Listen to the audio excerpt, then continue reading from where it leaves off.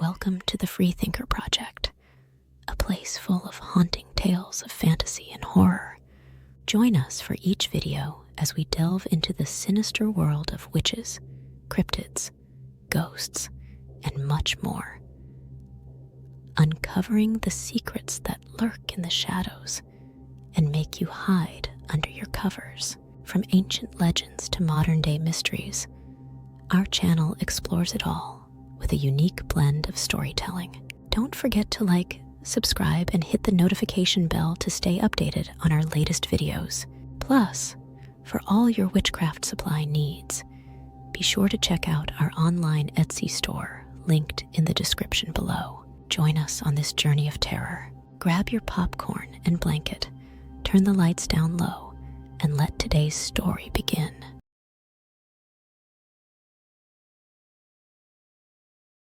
Michael Ballwhale was not just an ordinary hiker. He was a seasoned outdoorsman, well-versed in navigating the wilderness and accustomed to the challenges of the trail. With years of experience under his belt, he had tackled some of the most rugged terrains and weathered countless storms, and that is why it was unlike Michael to become lost in the woods. He had a keen sense of direction honed over years of exploration, and he prided himself on his ability to find his way through even the most treacherous landscapes. He knew how to read the signs of nature, the position of the sun, the direction of the wind, the growth patterns of the trees. He rarely strayed from his intended path, but on this particular night, something was different. The dense foliage of the forest seemed to want to work against him, somehow obscuring familiar landmarks and distorting his sense of direction. The shadows around him, shifting and twisting in the moonlight, made it difficult for him to get his bearings. Looking at his map, then his compass, then back to his map, then up at the moon, Michael tried to pinpoint his location, but despite his best efforts to stay on course, Michael found himself wandering deeper and deeper into his dark and desolate forest, each step leading him further away from the safety of civilization.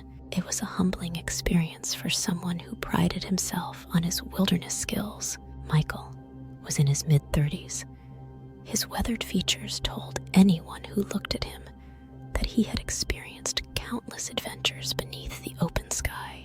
His face bore the imprints of sun and wind, marked by a smattering of freckles across his weather-beaten cheeks and a perpetual hint of stubble along his strong jawline. His dark hair, tousled and unruly, flapped around in the wind, while subtle streaks of gray at his temples hinted that he was getting older. Yet, despite these signs of age, his hazel eyes gleamed with a youthful spark, a spark that he was going to need if he planned on making it out of this forest anytime soon. As Michael stood in the dark woods, he suddenly heard a faint noise in the distance.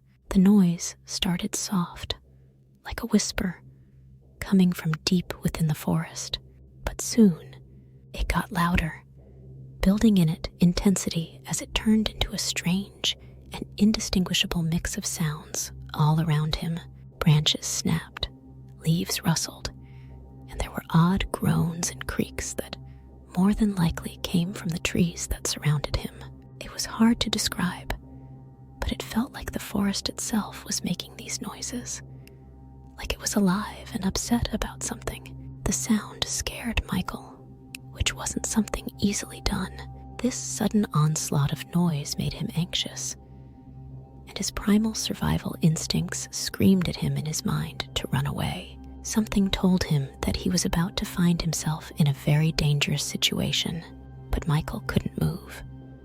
He knew he wasn't alone in the woods. It felt like something extremely disturbing was watching him from the shadows right beside him, waiting for the right moment to strike. Michael stood frozen in place, his heart pounding in his chest as he listened to the unsettling blast of noises echoing through the dark woods. And then, as suddenly as it had begun, the sound stopped, leaving behind a deafening silence that seemed to press in on him from all sides. For a moment, everything was still. The air was heavy and charged with energy that felt like it would snap at any moment.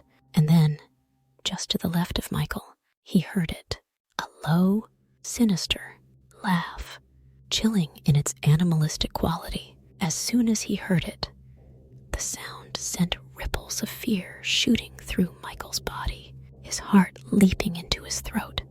Michael whipped his head to the left, his eyes scanning the shadows for any sign of movement.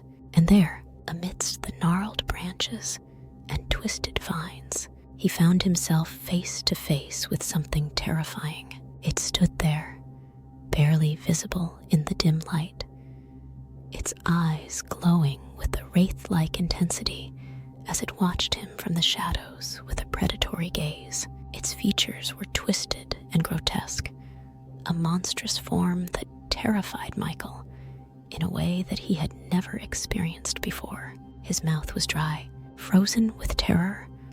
Michael could only watch helplessly as the creature let out another low, guttural laugh. Michael knew he was in the presence of something truly sinister, something that belonged to the darkest depths of hell, a Skinwalker, and it had him squarely in its sights. Michael knew there was only one thing he could do. He had to run, ignoring the warning screams in his mind. He turned on his heel and sprinted through the dense undergrowth away from this creature. But the Skinwalker was fast. Its shadowy form was swiftly closing in on him from behind. With a final burst of energy, Michael darted around a gnarled tree, only to stumble and fall to the forest floor. Before he could even gather his wits, the Skinwalker was upon him, its clawed hands seizing him in an iron grip. On the edge of the forest, a group of friends were camping, when suddenly their peaceful evening was shattered by a blood-curdling scream that pierced the stillness of the night. They looked at one another for answers and exchanged nervous glances back and forth amongst one another, but nobody said anything. And with that final, chilling sound, Michael was never seen again.